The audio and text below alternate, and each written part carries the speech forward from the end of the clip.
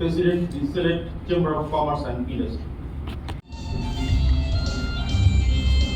জনসীমার প্রহরায় নিবিষ্ট চোখ খুঁজে পেলে উপস্থিত জনাব Mohammad Tasmimur Rahman, commissioner customs and excise VAT commissioner Sylhet. আমি যে কনভেনশনের কথা উল্লেখ করছিলাম, সেই কনভেনশনটি সবচেয়ে গুরুত্বপূর্ণ হচ্ছে রিভাইজ কনভেনশন। আমরা কি করতে পারি? সহায়তা মানে হচ্ছে বৈধ কি করা যায়, আমলাতান্ত্রিক জটিলতা মুক্ত করা যায় এবং নিয়মিত কাঠামোর মধ্যে থেকেও সেটা হচ্ছে অপবাণিজ্য প্রতিরোধ, ইলিস ট্রেড। এটা যেমন আমাদের প্রতিরোধ করা আইনগতভাবে দায়িত্ব, বাণিজ্য বেশ কয়েকটি দেশ, অনেকগুলো দেশ এখানে আমাদের এই কাস্টম দিবসটা পালিত হচ্ছে এবং প্রফেশনাল অভাব এবং যোগাযোগ ব্যবস্থা ধারণা, বিশেষ করে সুনামগঞ্জের দোয়ারা বাজার, বাংলা বাজার, এই এলাকাটায় রাস্তাঘাট খুবই খারাপ অবস্থা। সেখান থেকে মালামাল ট্রান্সপোর্ট আমাদের জন্য কঠিন হয়ে যায়। আমরা স্পট অপশন করি, যেটা কাস্টমস প্রতিনিধি থাকে, বিজেপি থাকে, সেই স্পট অপশনে অনেক সময় দাম ওঠে না, সিন্ডিকেটের কারণে অনেক সময় কম দাম ওঠে, ফলে এগেই রাজস্ব দীর্ঘদিন যাবৎ মালামাল বিভিন্ন সময় আটক থাকে, যেমন মোকাবেলা ইত্যাদি, এগুলো মজুত করা আমাদের জন্য কষ্টকর। রিসেন্টলি কাস্টমস কমিশনার এইভাবে ব্যবস্থা নিচ্ছেন, আশা করি এটা সমাধান হয়ে যাবে। কাস্টম কমিশনার আমাদেরকে আমাদের কাজের ব্যাপারে যথাযথ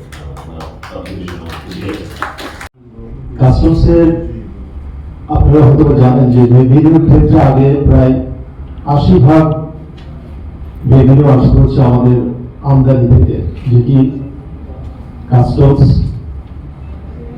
কর্তৃপক্ষ নিয়ন্ত্রণ করতেন। এখনো সেটা করেন, কিন্তু আমাদের রেভিনিউ প্রায় 40% এখন কাস্টমস থেকে আমরা আহরণ করে থাকি এবং ভিএটির ক্ষেত্রে আমার 60% উপরে রেভিনিউ এখন আদায় হয়ে থাকে, আহরণ হয়ে থাকে। কাস্টমসের কিছু চ্যালেঞ্জ আছে আমাদের জন্য, সেটা হলো যে শুধু রেভিনিউ আদায় করা না, যেহেতু কাস্টমসের রেভিনিউ ধীরে ধীরে কমছে, সুতরাং এখানে চ্যালেঞ্জ গুলো আমাদের বাড়ছে আসলে, বিশেষ করে চোরাচালান, মানি লন্ডারিং, এই বিষয়গুলো আমাদের এখন কাস্টমসের ক্ষেত্রে একটু গুরুত্ব সহকারে দেখা হচ্ছে। চোরাচালানের ক্ষেত্রে সিলেটে যেটা হয় সেটা হলো যে যেখানে বর্ডার আছে সেখানে কাস্টমস অফিসার হিসেবে কাজ করে থাকেন আমাদের বিজিবি, যেখানে এসি স্টেশন আছে সেখানে কাস্টমস কর্তৃপক্ষ কাজ করে থাকেন।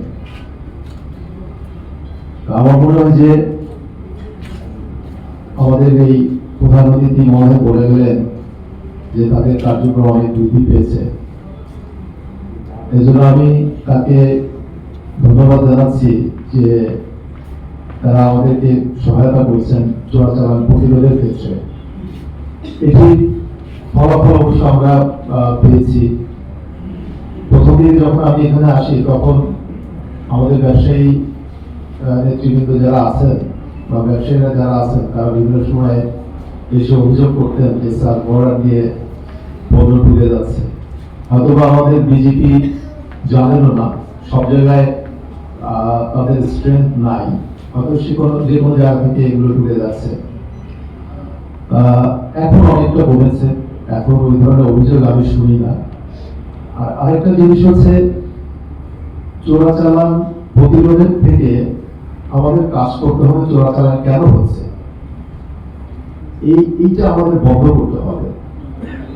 এখন চোরাচালান আমরা যদি কিছু নন ট্যারিফ ব্যারিয়ার আছে সেগুলো যদি আমাদের এসি স্টেশন গুলোতে আমরা থাকে, তাহলে সেক্ষেত্রে চোরাচালান হওয়ার সম্ভাবনা থাকে। কুইক ক্লিয়ারেন্স, তারপরে অনেক সময় হয়রানি অভিযোগ করেন তারা, সেগুলোকে আমাদেরকে দূর করতে হবে। আমার অনেক জায়গায় অটোমেশন হয়েছে, কিন্তু অটোমেশন হলেও এখনো আমি দেখতে পাই যে কিছুদিন আগে আমাকে একটা ভিডিও চিত্র পাঠানো হয়েছে কিভাবে ইন্ডিয়া থেকে ঘাড়ে করে পণ্য এপাশে নিয়ে আসতেছে। এটি আসলে এখনকার যুগে এটা অ্যালাউ করা একটু কঠিন হয়ে যায়। তারপরে বলি যে ওখানে কিছু লেবার আছে, মানে যাদের কর্মসংস্থান আছে, তারা সেটার সাথে সংশ্লিষ্ট, তাদের জীবন জীবিকা কিন্তু সেটা দ্বারা আপনার নির্ধারণ করছে। যাই হোক, আমার মনে হয় যে এই লজিস্টিক উন্নয়নের দিকেও আমাদের কাজ করতে হবে। এখানে যারা আমাদের ব্যবসায়ী সম্প্রদায় আছেন, যারা মূলত, তাদেরকেও এই বিষয়গুলি নিয়ে কাজ করতে হবে। আর প্রত্যেকটা স্টেশনে ব্যবসায়ী নেতৃবৃন্দ যারা আছেন এবং ব্যবসায়ীরা যারা আছেন, তাদের কি সমস্যাগুলো আছে, আমি সবসময় বলে থাকি যে আপনারা এগুলো আইডেন্টিফাই করেন, আইডেন্টিফাই করে এটি আমাদেরকে জানান। কারণ সিলেট থেকে এক একটা বর্ডারের দূরত্ব 1.5 থেকে 2 ঘন্টার পথ আছে, 1 ঘন্টার পথ আছে। সেখানে চট করে আমাদের পৌঁছানো কিন্তু একটু দুরূহ হয়ে যায়। যখন কোনো অভিযোগ আসে, সেই অভিযোগটা সমাধান করতে কিন্তু আমার একদিন লেগে যায়। এটা আমি একটা স্পেশাল টিম পাঠালাম, হয়তো বা সেখানে কিছু পাওয়া গেল বা পাওয়া যায় না। আবার আমার মনে হয় যে কোনো কোনো ক্ষেত্রে কিছু হয়রানিমূলক অভিযোগও চলে আসে।